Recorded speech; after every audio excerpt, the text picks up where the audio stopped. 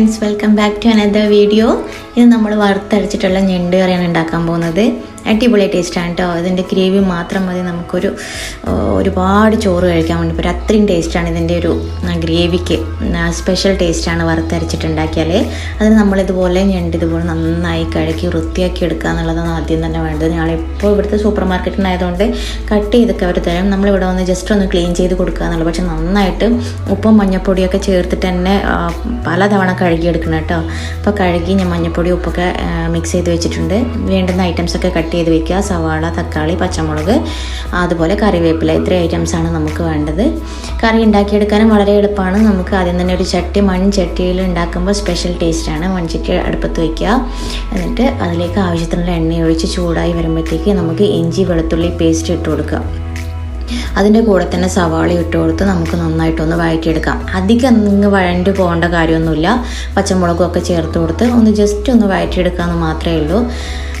നമുക്കിതൊന്ന് വഴറ്റിയെടുക്കാം. കൂടെ തന്നെ തക്കാളിയും ചേർത്ത് നന്നായിട്ടൊന്ന് അതൊന്ന് സോഫ്റ്റായിട്ട് വരണം, അത്രയേ ഉള്ളൂ. അല്ലാണ്ട് അതിൻ്റെ കളറങ്ങ് മാറിപ്പോവേണ്ട കാര്യമൊന്നുമില്ല. ഓക്കെ,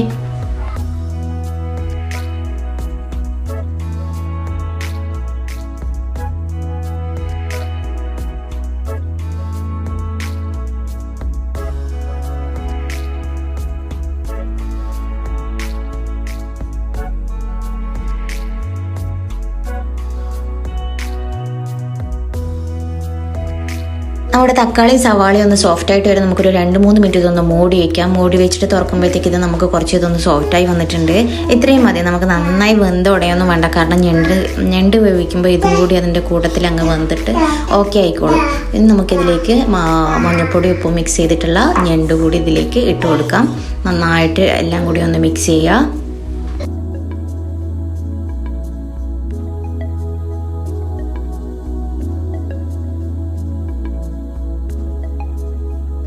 മിക്സ് ചെയ്തതിന് ശേഷം നമുക്കിതിലേക്ക് അരപ്പ് തയ്യാറാക്കാം. അരപ്പ് എന്ന് വെച്ചാൽ ഞാൻ തേങ്ങ നന്നായിട്ട് ഫ്രൈ ചെയ്തതിന് ശേഷം ആവശ്യത്തിനുള്ള പൊടികളൊക്കെ ഇതിലേക്ക് ചേർത്തിട്ട് നന്നായി അരച്ച് ഫൈൻ പേസ്റ്റായിട്ട് അരച്ചെടുത്തിട്ടാണ് അരപ്പ് ഇതിലേക്ക് ചേർക്കേണ്ടത്. ഇതുപോലെ നന്നായിട്ട് ബ്രൗൺ കളറാവുന്നവരെയും നമുക്ക് തേങ്ങ വറുത്തെടുക്കണം.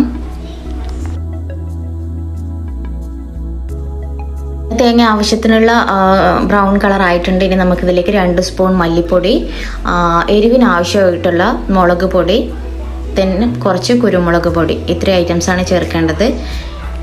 ഇത്രയും ചേർത്ത് നന്നായിട്ടൊന്ന് നമുക്ക് മിക്സ് ചെയ്തെടുക്കാം. ഫ്ലെയിം ഓഫ് ചെയ്തിട്ട് തന്നെ നമുക്ക് മിക്സ് ചെയ്യാം. കാരണം അതിൻ്റെ ഒരു ചൂടിൽ തന്നെ പൊടികളൊക്കെ ഓക്കെ ആയിക്കോളും.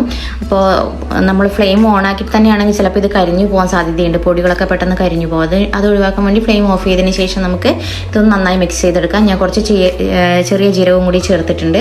അപ്പോൾ നന്നായിട്ട് ഇതുപോലെ അരച്ചെടുത്തതിന് ശേഷം ഇതുകൂടി നമുക്ക് ഞണ്ടിലേക്ക് ഒഴിച്ചു കൊടുക്കണം. ഒഴിച്ചു കൊടുത്ത് നന്നായി മിക്സ് ചെയ്യണം. മിക്സ് ചെയ്തതിന് ശേഷം പാകത്തിന് എത്രമാത്രം ഗ്രേവി വേണോ അത്രയും വെള്ളം ചേർത്തിട്ട് നമുക്ക് അടച്ചു വെച്ചിട്ട് വേവിക്കുക എന്നുള്ളതാണ് സ്റ്റെപ്പ്. അത്രയേ ഉള്ളൂ.